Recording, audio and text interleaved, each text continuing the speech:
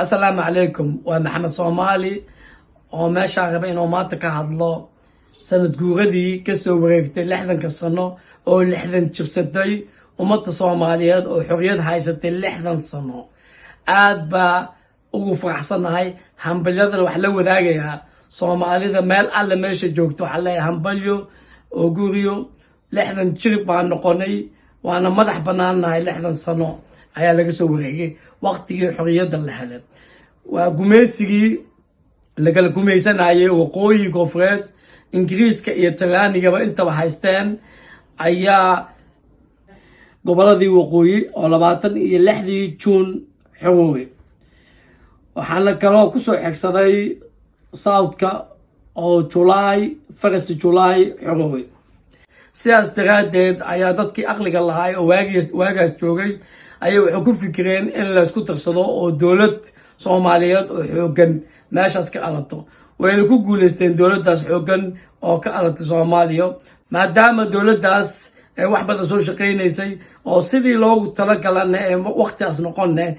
ay la kala maqnaay sanado badan haddana waxa u jeednaa rajo waxa u jeednaa midnimada Soomaaliyeed mar labaad inay isku imaanayso rajo waxa u jeednaa wada hadal dawladda Soomaaliyeed iyo maamulka Somaliland waxa u jeednaa wada hadal socdo waana ugu mahad celinayaa labada dhinacba wada hadalkooda waxa leeyahay si wada hadalka natiijo inta la gaaray calankan maanta u dabaaldegayno oo 60 sano jiro u dabaaldegayno waa wuxuu ka kooban yahay 5 xidigood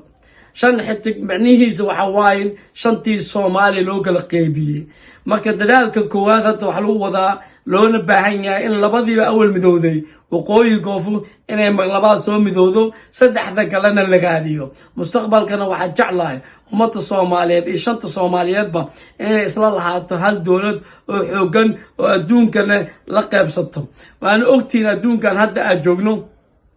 wadamo isku af ahaan isku diin ahaan isku aqal ahaan isku ekeen ayaa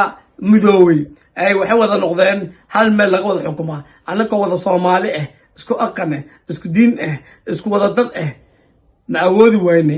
inaad isku nimaadno midowno hal dawlad oo xoogan aan noqono waa awoodna insha Allah inaan noqonaynaa